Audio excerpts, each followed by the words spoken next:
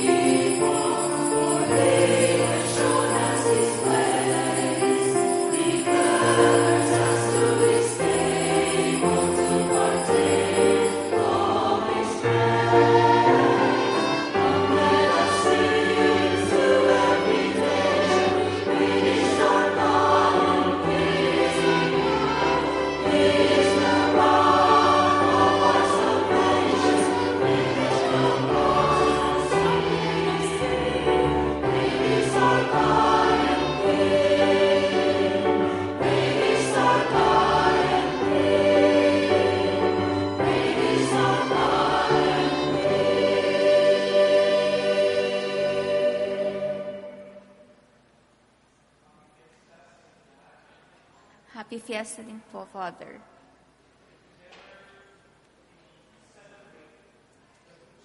Sunday, that is the Sunday of our Lord Jesus Christ. The sheep is gathering this Sunday. In the name of the Father, and of the Son, and of the Holy Spirit. Amen. The grace of our Lord Jesus Christ, and the love of God, and the communion of the Holy Spirit be with you all. And with your spirit. Brothers and sisters, upang tayo maging karapat-dapat sa banal na pagdiriwang, balikan muna natin ang ating mga sarili at humingi ng kapatawaran mula sa ating mahabaging Ama.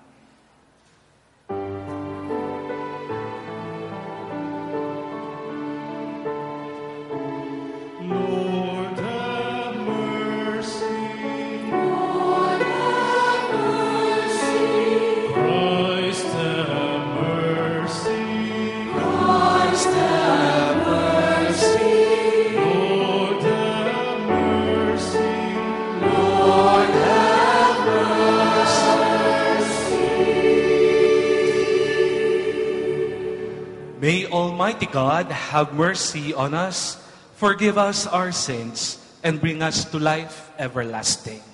Amen. Papuri sa Diyos sa kaitaasan.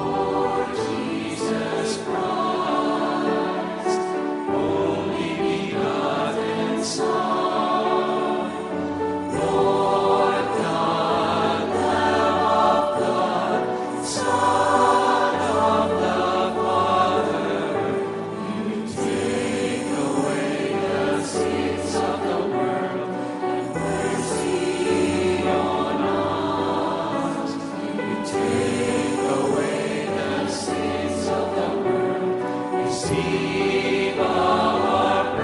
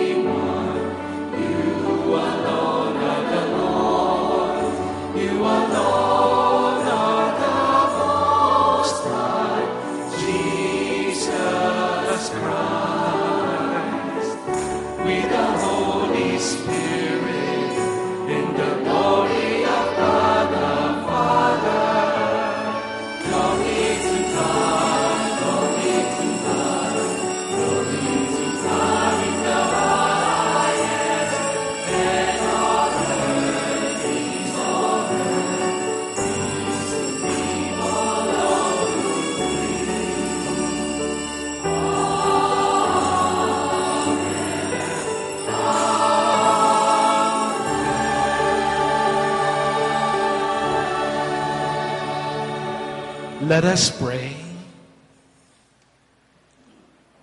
Almighty, ever-living God, lead us to a share in the joys of heaven, so that the humble flock may reach where the brave shepherd has gone before, who lives and reigns with you in the unity of the Holy Spirit, one God, forever and ever. Amen. Please be seated for the liturgy of the word. Rejected by the Jews, the message of the risen Lord is brought by Paul and Barnabas to the Gentiles, who accept it willingly. God fills with joy those who accept his message. The first reading.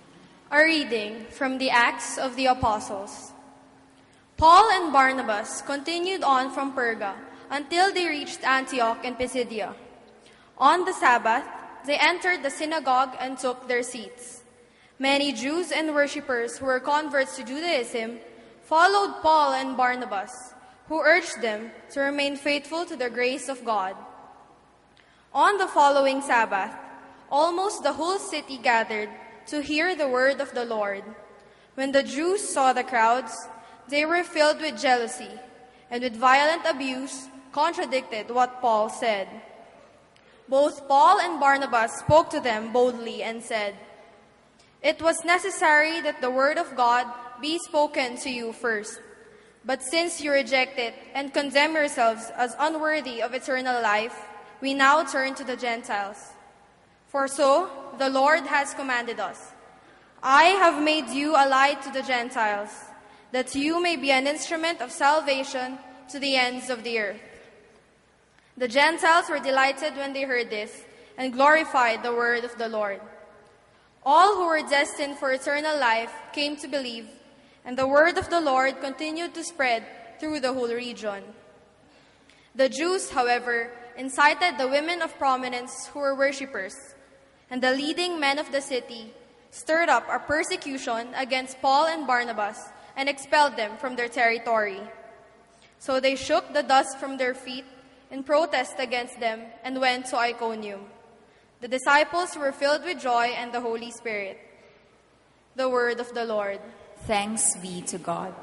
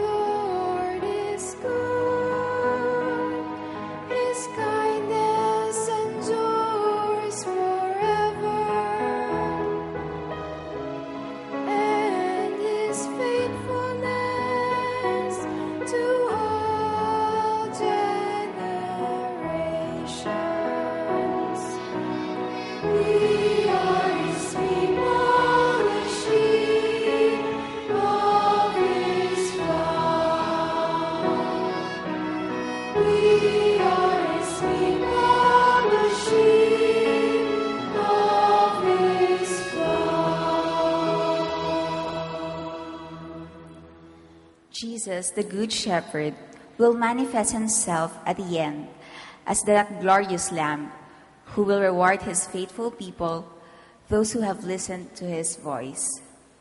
The second reading. A reading from the book of Revelation. I, John, had a vision of great multitude, which no one could count, from every nation, race, people, and tongue. They stood before the throne and before the Lamb, wearing white robes and holding palm branches in their hands. Then one of the elders said to me, "These are the ones who have survived the time of great distress, to have washed their robes and made them white in the blood of the Lamb. For this reason, they stand before God's throne and worship him day and night in his temple. The one who sits on the throne will shelter them. They will not hunger or thirst anymore, nor will the sun or any heat strike them. For the Lamb who is in the center of the throne will shepherd them and lead them to springs of life-giving water, and God will wipe away every tear from their eyes." The word of the Lord. Thanks be to God. Please rise to give glory and honor to the Holy Gospel.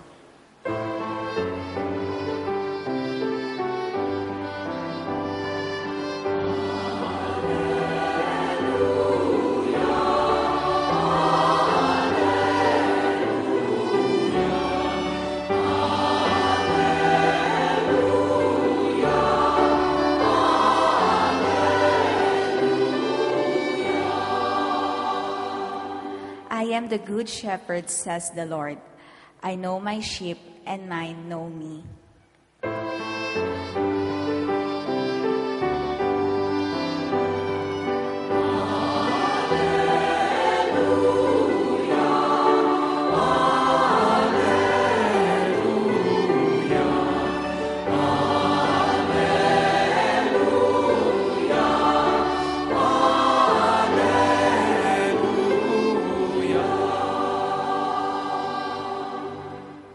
The Lord be with you.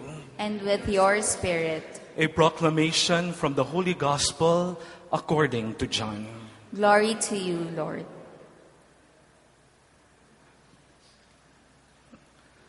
Jesus said, "My sheep hear my voice. I know them, and they follow me. I give them eternal life, and they shall never perish. No one can take them out of my hand. My Father, who has given them to me, is greater than all, and no one can take them out of the Father's hand. The Father and I are one." The Gospel of the Lord. Praise to you, Lord Jesus Christ. Please be seated for the homily. Kayo ba ay naniniwala na ikaw ay regalo? Pwede bang pakisabi sa katabi mo, ikaw ay isang regalo?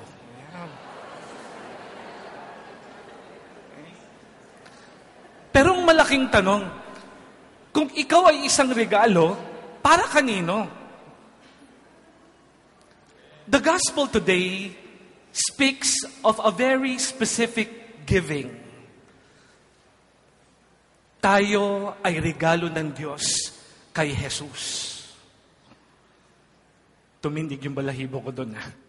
Uulitin ko ulit yun. Ikaw ay isang regalo ng Diyos kay Jesus. All the while, this is what we know. Jesus is the gift of God to us. But today, as we celebrate the feast of the Good Shepherd, ikaw ang regalo ng Diyos kay Jesus. Para bang sabi mo, totoo, Father? Regalo ako ng Diyos Ama kay Jesus? Yes.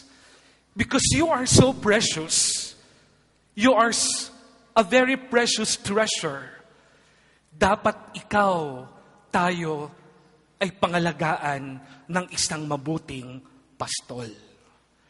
This is echoed by the gospel of today. My Father, who has given them to me, is greater than all. And that gives us a comfort, no? Pag sinabi mong, ako ay regalo ng Diyos para kay Jesus, para mo sasabihin mo, ay, wala na akong hihilingin pa dahil ako ay na kay Jesus na. Dahil ako ay tabi na ni Jesus. And that echoes also the responsorial psalm. We are His people, the sheep of His flock. Kung si Jesus ang mabuting pastol, tayo ang mga tupa na binigay ng Ama para pangalagaan ni Jesus. Bakit? Dahil lahat po tayo dito, precious. We are a treasure from God. Tayo yung kayamanan ng ating Diyos Ama. Yung mga ibang umingiti. Sabi ko talaga, Father, treasure ako, precious ako. Oo. Pero hindi ganon. Don't feel so proud na, I am a sheep. I belong to the Good Shepherd. Okay na. I am cared by Jesus Christ. If we are being cared by Jesus, the Good Shepherd, then may nakaakibat po dyan na responsibilidad. There is always a responsibility attached to Jesus, the Good Shepherd. At ano po iyon? Let's go to the readings of today. First, if we are the sheep cared for by Jesus, the Good Shepherd, then we have to listen to the Good Shepherd. Makinig.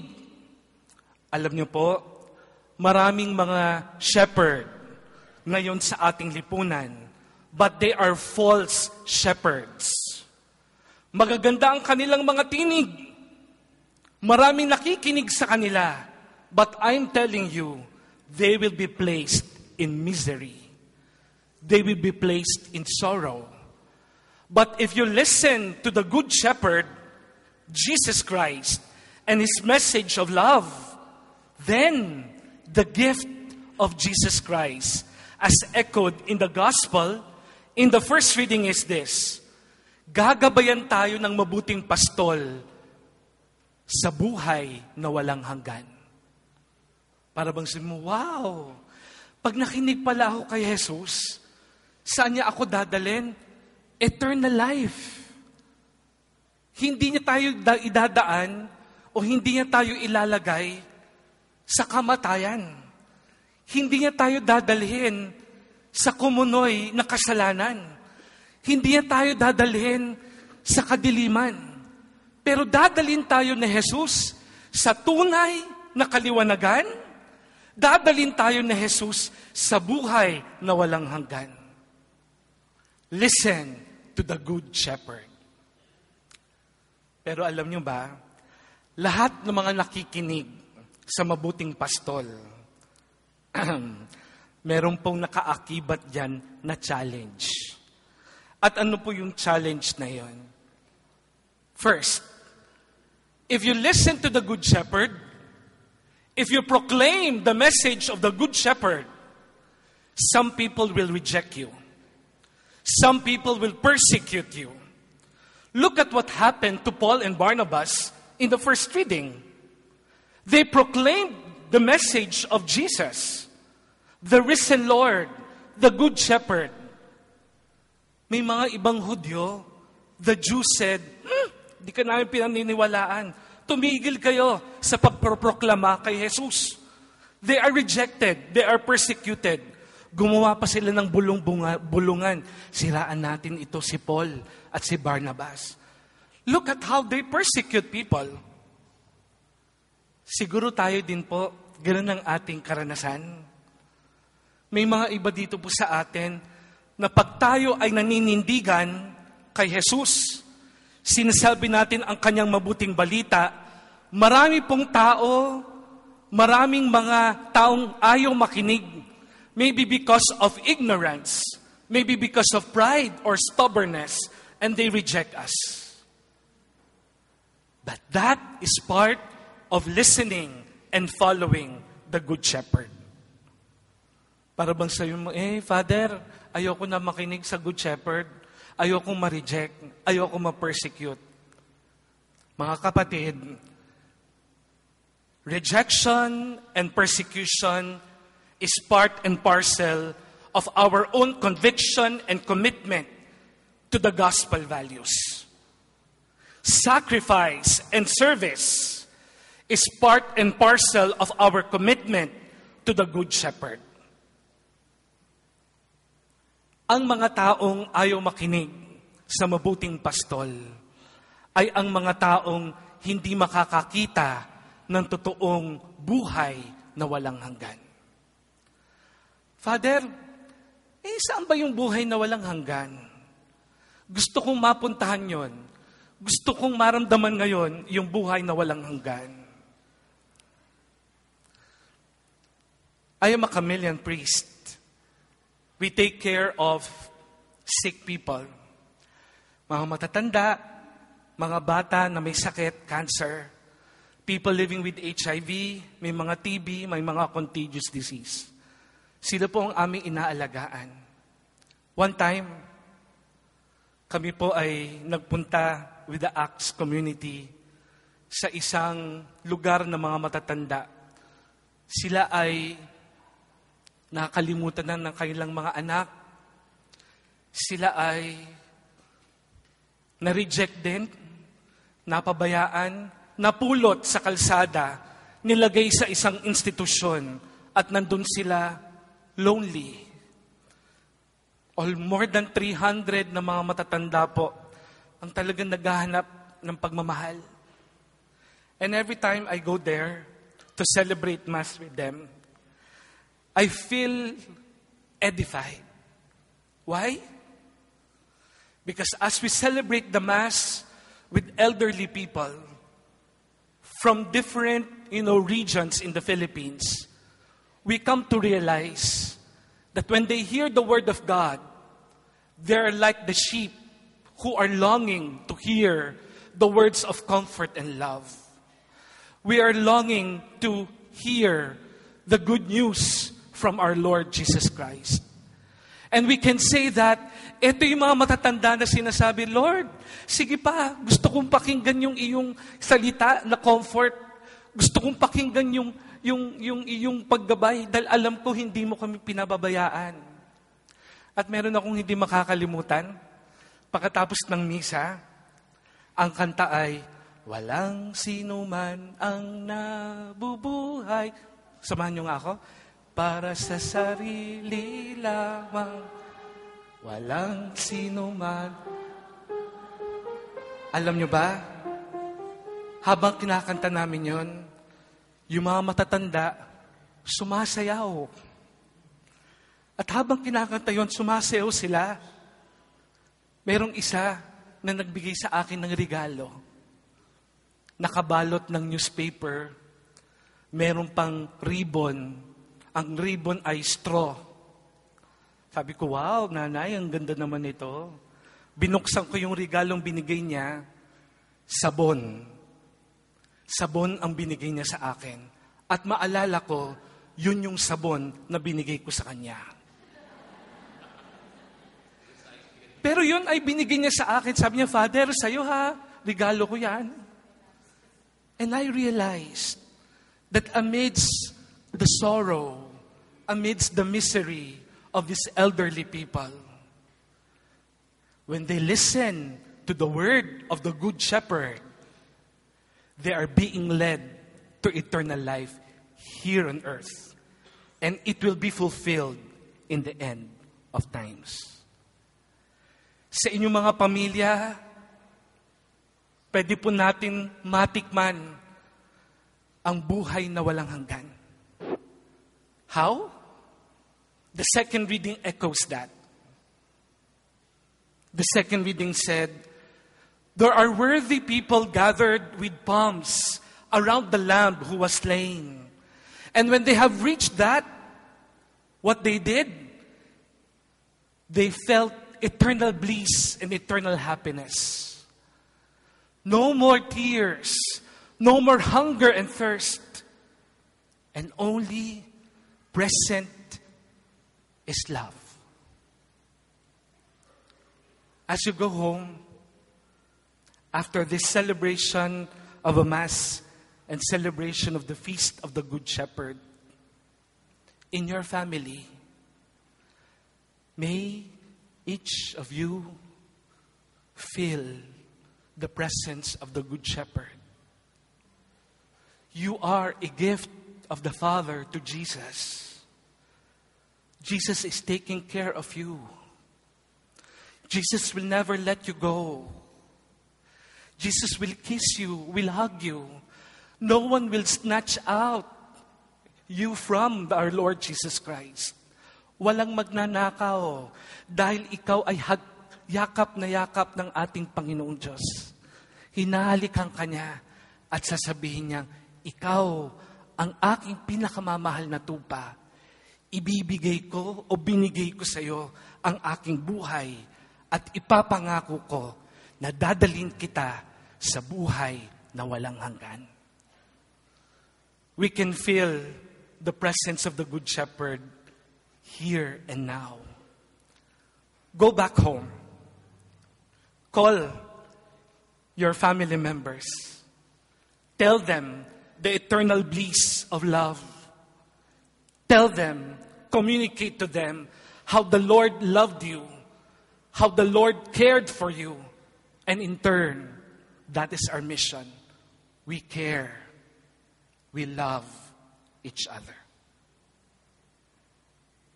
Pakisabi nga sa iyong katabi ngayon, at mamaya, pakisabi sa iyong kamag-anak, mahal na mahal kita, katulad ng mabuting pastol.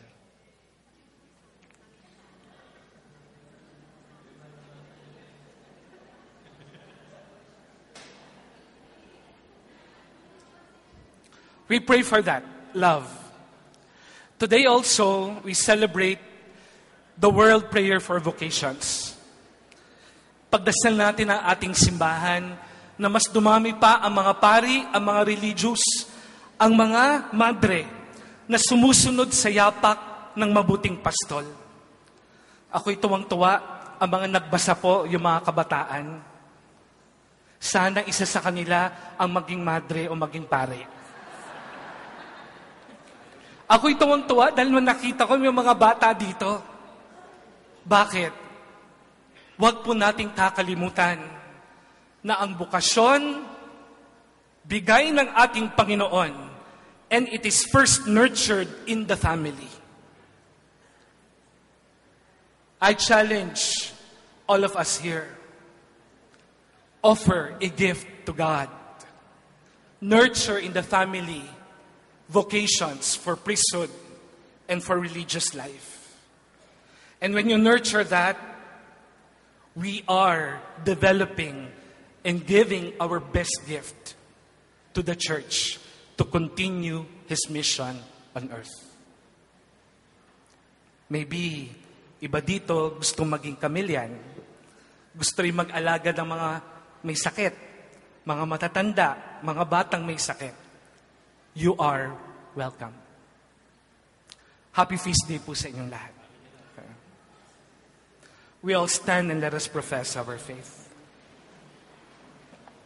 I believe in God, the Father Almighty, creator of heaven and earth, and believe in Jesus Christ, His only Son, our Lord, who was conceived by the power of the Holy Spirit, born of the Virgin Mary, suffered under Pontius Pilate, was crucified, died, and was buried. He descended into hell. On the third day He rose again from the dead. He ascended into heaven and is seated at the right hand of the God Father Almighty. From there He will come to judge the living and the dead. I believe in the Holy Spirit, the Holy Catholic Church, the communion of saints, the forgiveness of sins, the resurrection of the body, and life everlasting. Amen.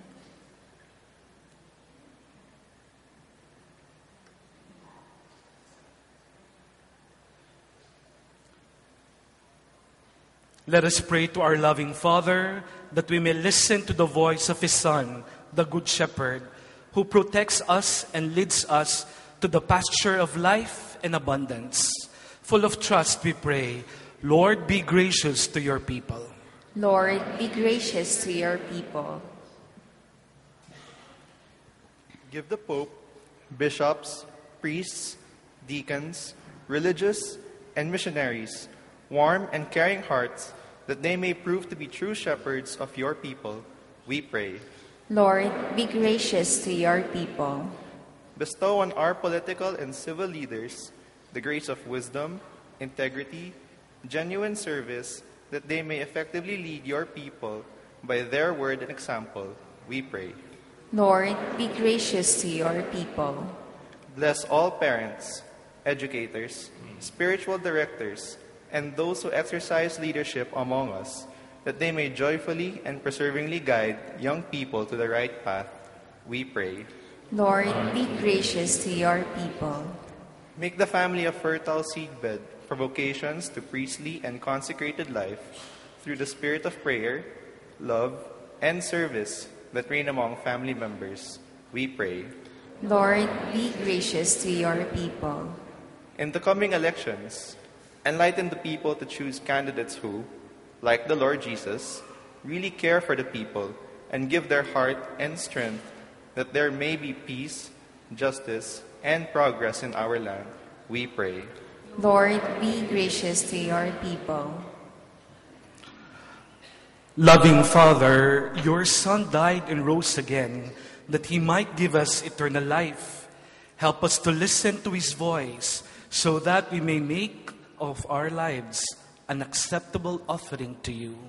We ask this through Christ our Lord. Amen. Please remain standing as the gifts are presented to the altar.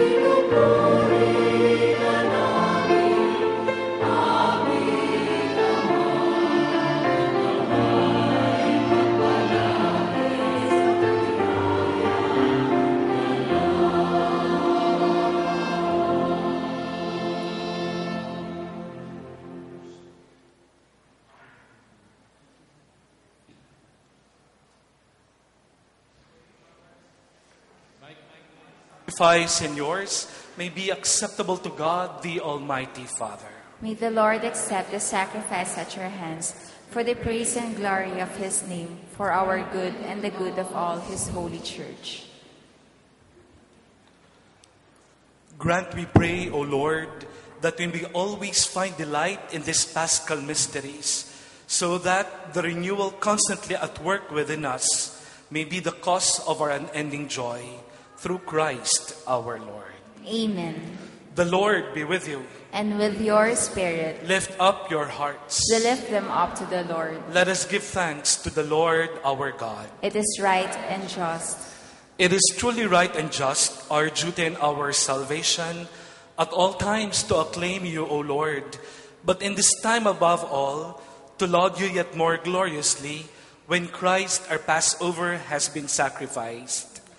Through him, the children of light rise to eternal life, and the halls of the heavenly kingdom are thrown open to the faithful. For his death is a ransom from death, and in his rising the life of all has risen.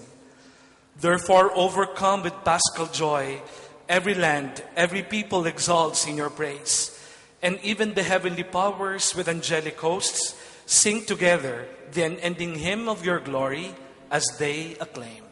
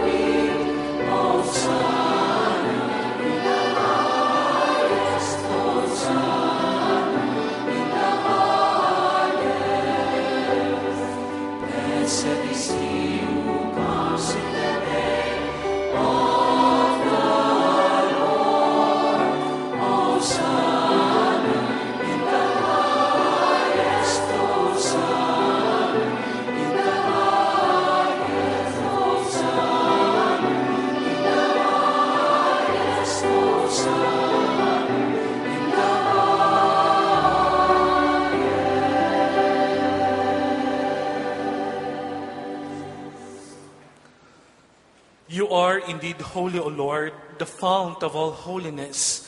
Make holy, therefore, these gifts, we pray, by sending down your Spirit upon them like the dewfall, so that they may become for us the body and blood of our Lord Jesus Christ. At the time he was betrayed and entered willingly into his passion, he took bread and giving thanks, broke it, and gave it to his disciples, saying, "Take this, all of you, and eat of it, for this is my body, which will be given up for you."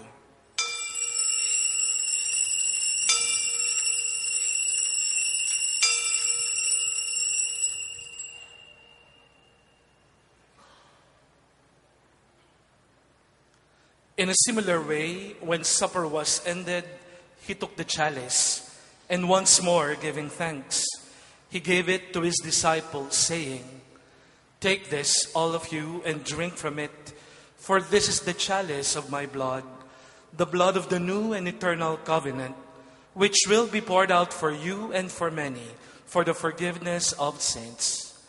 Do this in memory of me."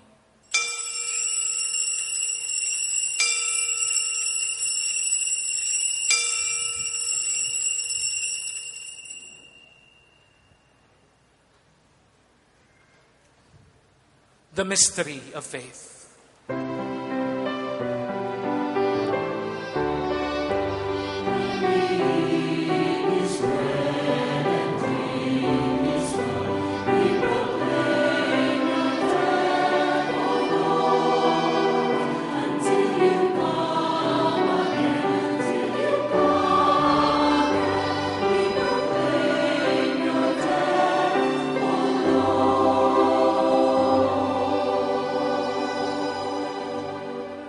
Therefore, as we celebrate the memorial of his death and resurrection, we offer you, Lord, the bread of life and the chalice of salvation, giving thanks that you have held us worthy to be in your presence and minister to you. Humbly we pray that partaking of the body and blood of Christ, we may be gathered into one by the Holy Spirit. Remember, Lord, your church spread throughout the world, and bring her to the fullness of charity, together with Francis, our Pope, Luis Antonio, our Archbishop, and all the clergy. Remember also our brothers and sisters who have fallen asleep in the hope of the resurrection, and all who have died in your mercy. Welcome them into the light of your face. Have mercy on us all, we pray, that with the Blessed Virgin Mary, Mother of God, with Saint Joseph, her spouse, with the blessed apostles and martyrs, with Saint Camillus, and with all the saints who have pleased you throughout the ages, we may merit to be co-heirs to eternal life and may praise and glorify you through your Son, Jesus Christ. Through him and with him and in him, in the unity of the Holy Spirit, all glory and honor is yours, Almighty Father, forever and ever.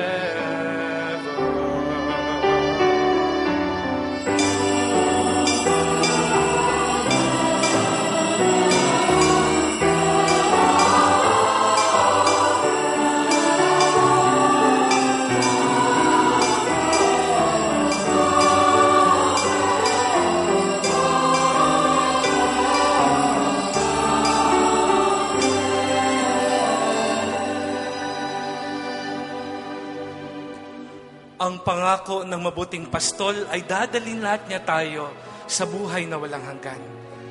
Ngayon, magdasal tayo ng taimtim sa ating Amang nasa langit.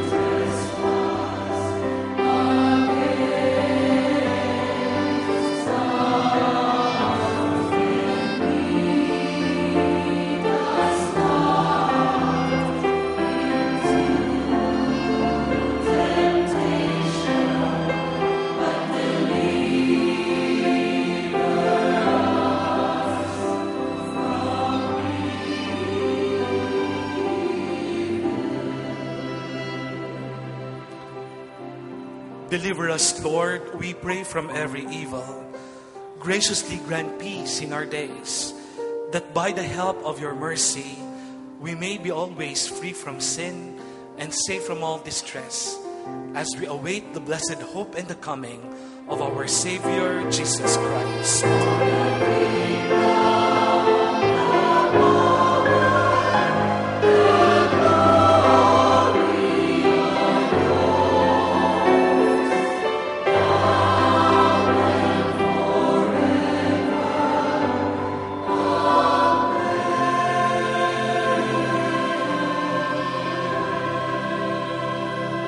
Lord Jesus Christ, who said to your apostles, "Peace I leave you, my peace I give you," look not on our sins, but on the faith of your church, and graciously grant her peace and unity in accordance with your will, who live and reign forever and ever.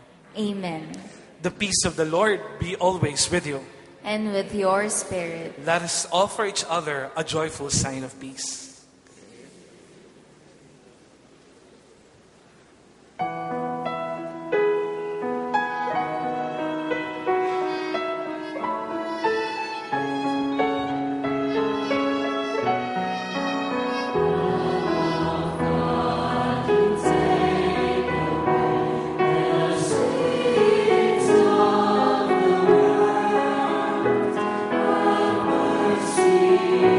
Have mercy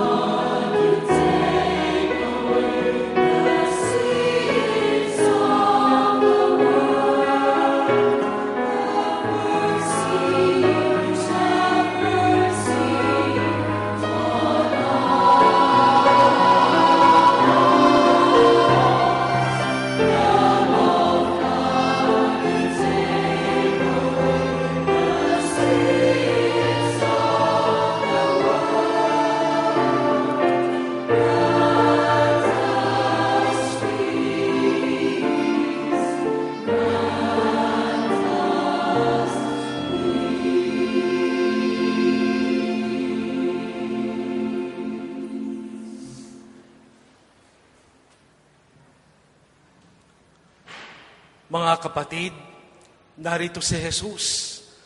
Narito ang kordero ng Diyos na nag-aalis ng kasalanan sa sanlibutan.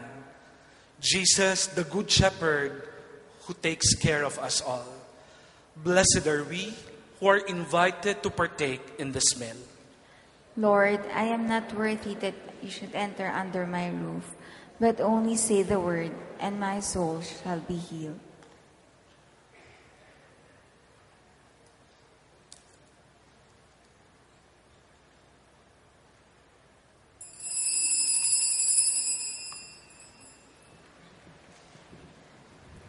For those unable to receive Holy Communion, especially the homebound joining us through this TV Mass, we invite you to join us in our prayer for spiritual communion. My Jesus, I believe that you are present in the most holy sacrament. I love you above all things, and I desire to receive you into my soul. Since I cannot at this moment receive you sacramentally, come at least spiritually into my heart. I embrace you as if you were already there and unite myself wholly to you. Never permit me to be separated from you. Amen.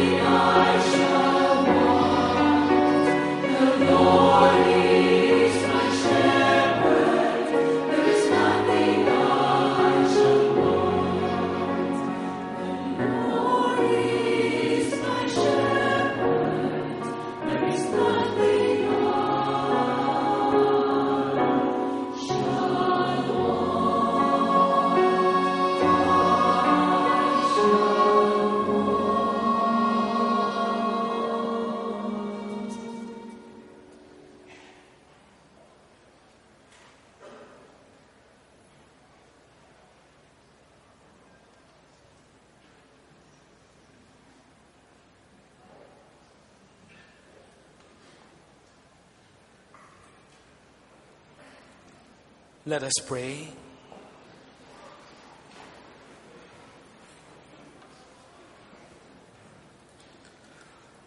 Look upon your flock, kind shepherd, and be pleased to settle in eternal pastures the sheep you have redeemed by the precious blood of your Son, who lives and reigns forever and ever. Amen. Sino po ba dito ang naghahanap ng paghilom, kagalingan? Sino mga may sakit? Pakitaas ang kamay. Sino ang may mga may sakit na mahal sa buhay? Pakitaas ang kamay. Gusto nyo ba ang ating mabuting pastol alagaan ang mga may sakit? Ang mga may mga problema? Ang mga nasa kadiliman ng buhay? Ngayon, hingin natin ang paghilom, ang kagalingan, at ang tunay na gabay ng ating mabuting pastol.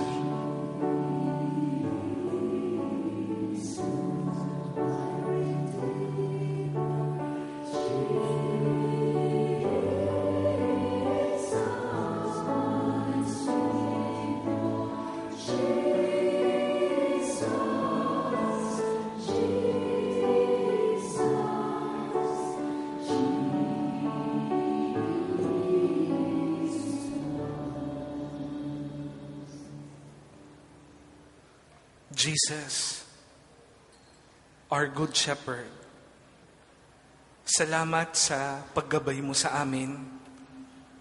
Salamat sa pangangalaga at walang hanggang malasakit sa amin. Bagamat hindi kami karapat-dapat, Panginoon, kami po ay naalagaan ninyo. Kung kami ay nawawala, hinahanap niyo po kami. At kung kami ay litong-lito, binabalik nyo kami sa daan patungo sa buhay na walang hanggan. Jesus, ang aming mabuting pastol, hinihiling po namin na hilumin mo, gabayan mo, bigyan mo ng kaliwanagan ang mga naghahanap, ang mga karamdaman, ang mga may sakit, ang mga nasa hospital at nag-aagaw buhay. Jesus, ang aming mabuting pastol, manahan ka nawa sa aming mga puso. Yakapon mo kami ngayon. Yakapin mo ang aming mga kapatid na may problema. Yakapin mo kami. Ibalik mo kami sa daan patungo sa iyong Ama. Natatandaan namin na pinangalagaan mo kami dahil kaming lahat ay biyaya at regalo ng Ama sa iyo. Mabuting pastol, gabayan mo rin ang mga kabataan na naghahanap ng kahulugan ng kanilang buhay. Himukin mo sila na sumagot ng oo sa iyong tawag bilang mga pari, bilang mga reliyoso. Nawa ang iyong banal na Espiritu ay manahan sa aming lahat. Iniaalay namin sa iyo, Panginoon, ang aming mga mahal sa buhay. Mga naiwan namin, pangalagaan mo sila. O Jesus, ang aming mabuting pastor. Amen.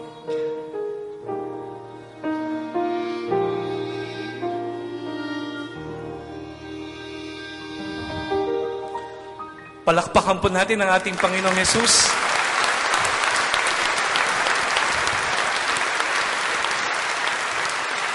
Pakakatandaan niyo to, regalo tayo ng Diyos kay Jesus. Kaya hindi man kailanman pababayaan tayo ng ating mabuting pastol. Amen. The Lord be with you. And with your spirit. May Almighty God bless you, the Father, the Son, and the Holy Spirit. Amen. The Mass has been offered. Go, my dear sheep, and proclaim the words of our Good Shepherd, Jesus Christ. Thanks be to God. Alleluia, alleluia.